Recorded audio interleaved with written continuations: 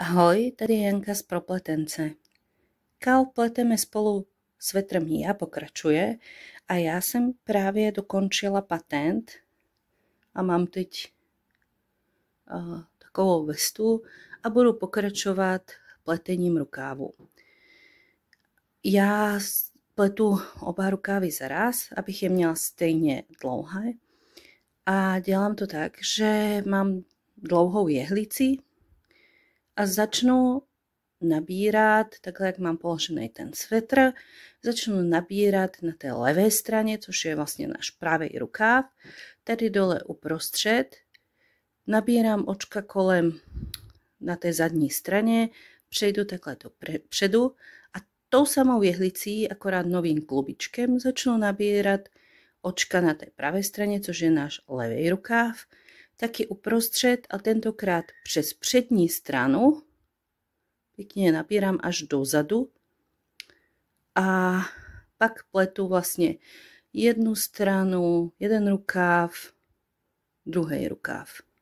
A takhle mě to pěkně pak jede dohromady, ukážu vám to ještě, jak to vypadá.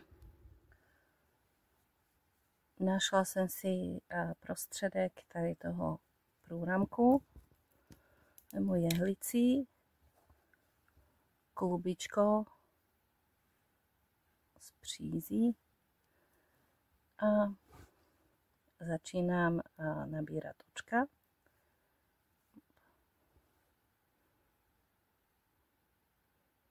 Nabírám vždy ty Včka, jo? Takže když se podíváte, tady mám Včko, tak naberu. Návod nám říká, kolik oček máme nabrat a taky říká, že nenabíráme každé očko, ale nabereme 3 očka a 4. vynecháme. Takže tady to Včko teda vynechám, pokračuju tady. A aby mi to pěkně sedělo, tak se snažím mít v půlce, což je přibližně tady někde, mít taky půlku oček nabraných.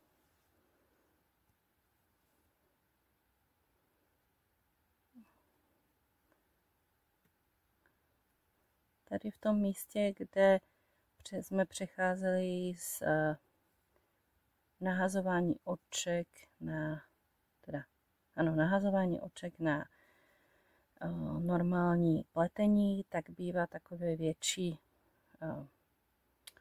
dírka, tak tu vynechám a nabírám až tady v té pěkné linii hladkých oček. Když se mi dělala velká díra, tak jedno očko třeba přeskočím. A nebo zkusíme tady. Jo, lepší.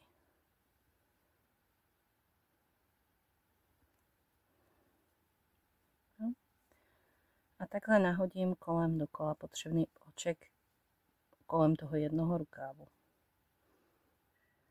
Tak jsem si nabrala očka kolem celého průramku a začnu teď nabírat ten druhý rukáv. A jak jsem mu říkala, začnu opět tady uprostřed toho průramku, dole, kde jsme nahazovali nové očka, tou samou jehlicí, jo, tady vidět, že tady jsem skončila, tady pokračuju, vemu si to moje nové klubičko, no, a začnu opět tak jako u toho předešlého rukávu a opět nabírám proti směru hodinových ručiček. Jo. Jsem dělala předtím, zase ty Včka beru a zase stejným způsobem 3 očka naberu, 1 vynechám.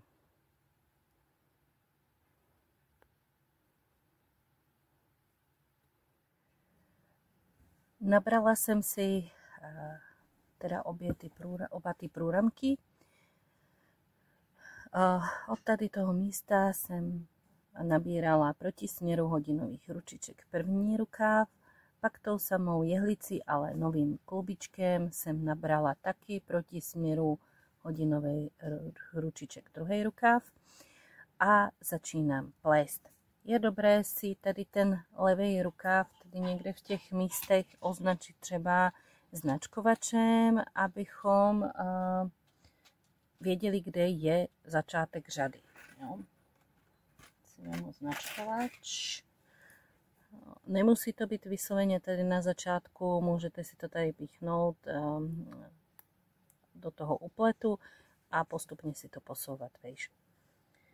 Začnu plést. Návod mi říká, že podle mojí velikosti, kde to máme, na těch 75 nabraných oček mám uplést 24 hladkých a vložit značkovač. Tak já jdu na to.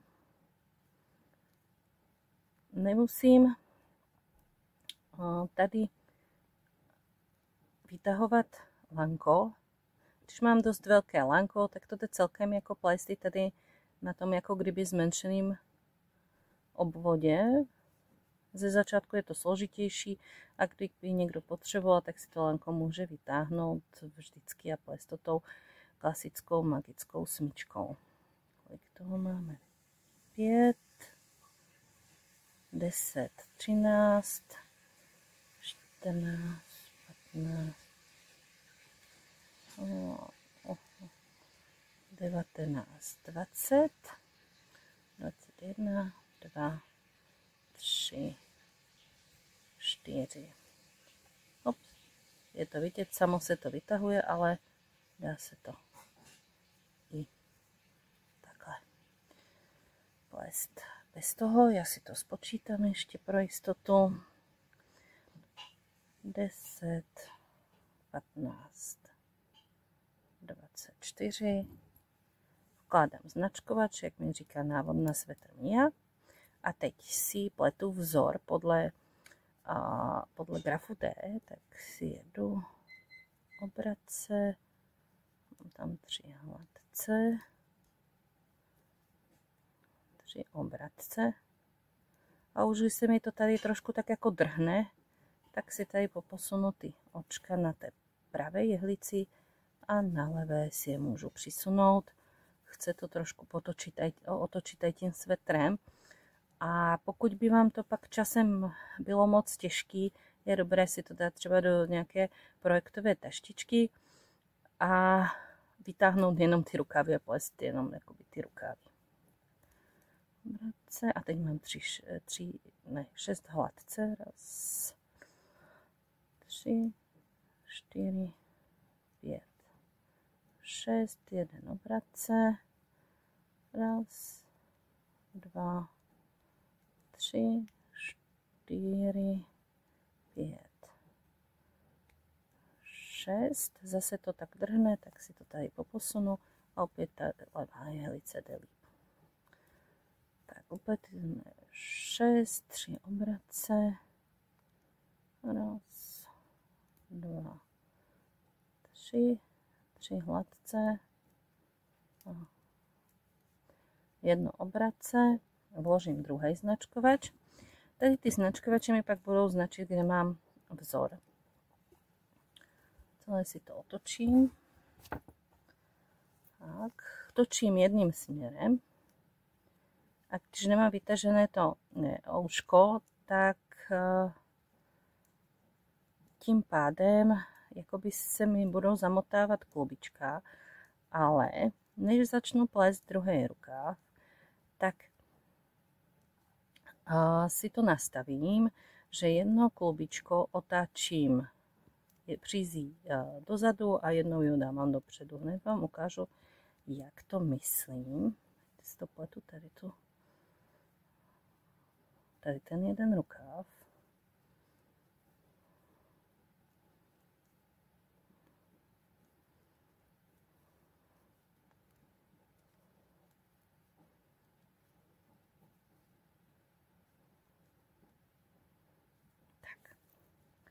Mám dopletený rukáv. Dostala jsem se jako kdyby na zadní část. No, tady mám ten druhý rukáv, můžu si ho rovnou natáhnout. A tady to tuto přízečku, aby se mi nezamotávala, si ho přehodím dopředu, kolem té jehlice, takhle. Celé si to nadzvednu a pod úpletem ji takhle vytáhnu ven. Jo. Vemu druhou a tu budu plést stejně, ale na konci ju jenom takhle nechám vepředu. Takhle. No a když takhle si to budu střídat, tak se mi ty přízečky nebudou zamotávat. Takže první přetahuji pod úpletem a druhou nechávám nad úpletem a nevadí pak, jako ty klubička se pak nezamotávají. A tady pokračuju stejně. No. Pletu hladce, 24 oček a pak ten vzoreček. 6, 7, 10.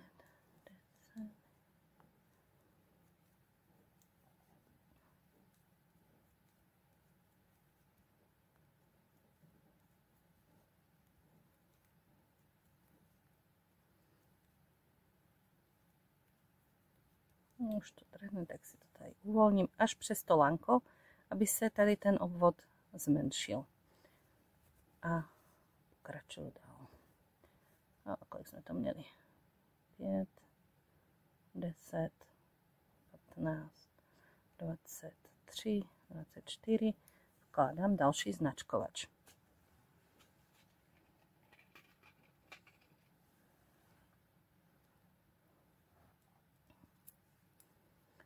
A pokračuju vzorem.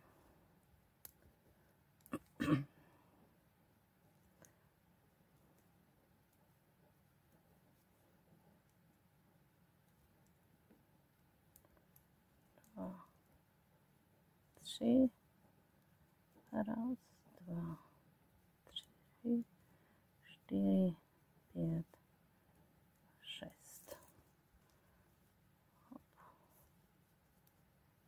Vylekli.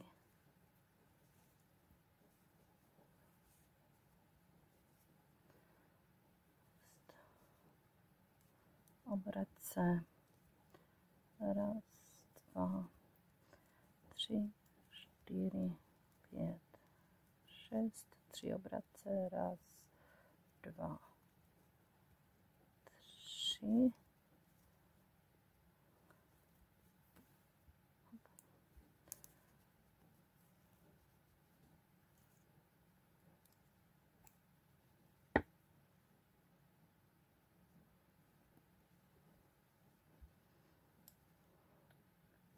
Hladce. Raz, dva, 3, 1 obrace a vložím další značkovač. Máme správně. 3 obrace, 6 hladce, 6 hladce, 3 obrace, 3 obrace hladce.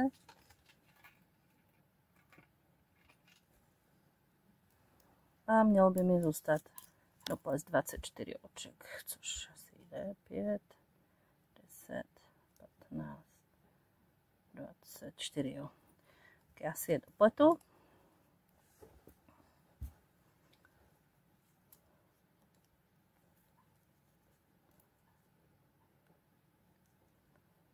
U toho pletení, jak jsem říkala, otáčím celým tím svetýrkem pořád dokola stejnou stranou.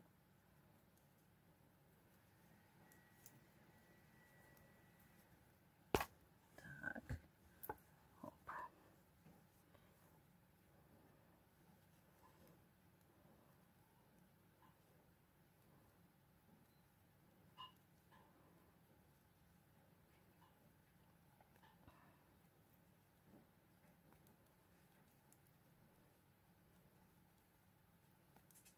Máme to.